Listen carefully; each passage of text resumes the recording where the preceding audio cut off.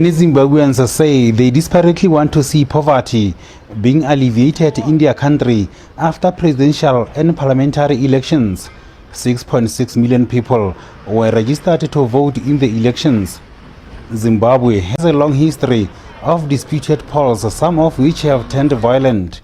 The incumbent president and ZANU-PF leader, Emmerson Mnangagwa, and the Citizens Coalition for Change leader, Nelson Chamisa, repeatedly called for tolerance in their election campaign speeches. To win the presidency, a candidate must get more than 50% of the vote. Parliamentary and local council candidates only need a simple majority of votes cast. I'm feeling happy and I'm feeling blessed. Why? Because I've casted my vote. I want to see change in Zimbabwe, and then everything can flow.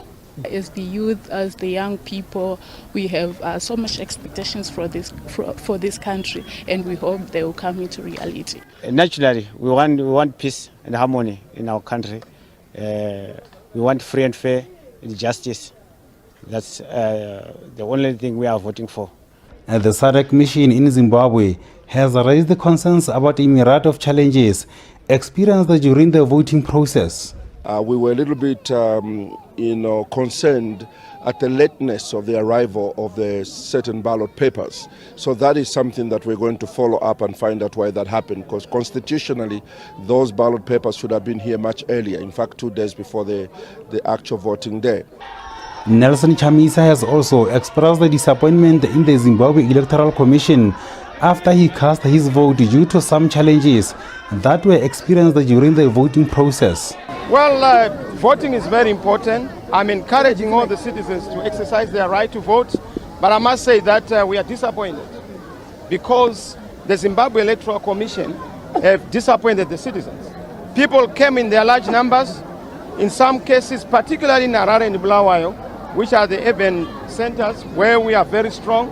There's not been time-use voting. We're supposed to start voting at 7. Up to this moment, people have not received their ballot papers for certain candidates, the councillors' candidates. That's a problem. We're worried about that. We've taken it up with ZEC. They have no intelligent answer to give to us. And the date of the pronouncement of the election results is yet to be announced. So guys, welcome back to the channel WSXM, where a united Africa is an undisputed Africa. So here we see Zimbabwe have an election. Actually, it's today, Wednesday, and they have over 6 million people registered to vote. So that's good, and it's peaceful so far from what I've been watching. Going on in Zimbabwe, it's peaceful. There's no riots breaking out, and they have a few issues, which all elections do have a few issues, which late ballots and stuff like that. So because of this, they send the voting into an extra day, which is tomorrow, Thursday. So we'll see if we'll just have to wait and see if the Zimbabweans, so this is gonna stick with the present president, which is I keep on forgetting his name, but anyway.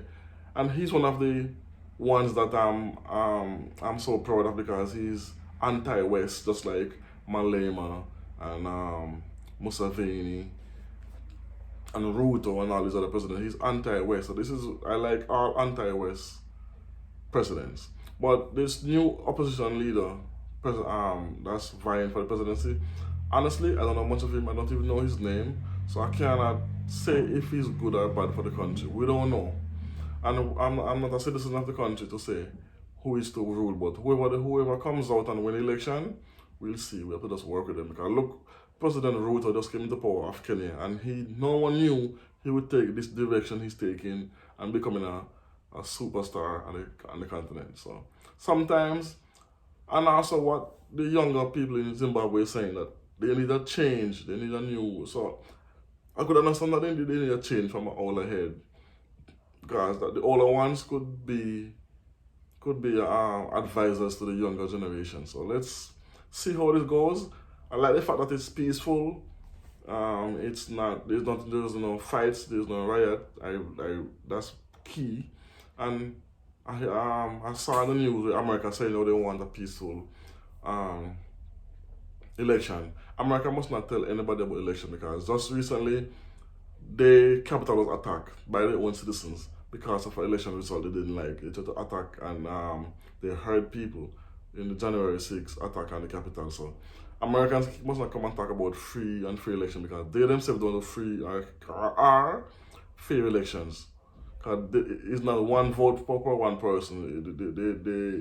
They collect a group of people and then give that state a specific amount of numbers, and then whoever get 51% of the vote get the majority of the point, and then they move on. It's not like one person, one vote. Like if it's 6 million people and 3 million plus one person vote, then you know who they will know. America election is not like that. It's more confusing more than anything else. Anyway, tomorrow we'll know if Zimbabwe gonna have a new president, or they're gonna stick with Mnangagwa. Yeah, that's his name. Anyway, let me know what you think about this in the comment section. And also let me know if you are paying attention to the Zimbabwe election. I feel that's within the election. I feel that's within the result to see who will be the next, where the country will go next, the part they will take, and who will take them into that direction. So anyway, as always, like this video, it helps with the algorithm, so the videos can go to the masses. As always, tell a friend, comment as well. Don't know. Boom.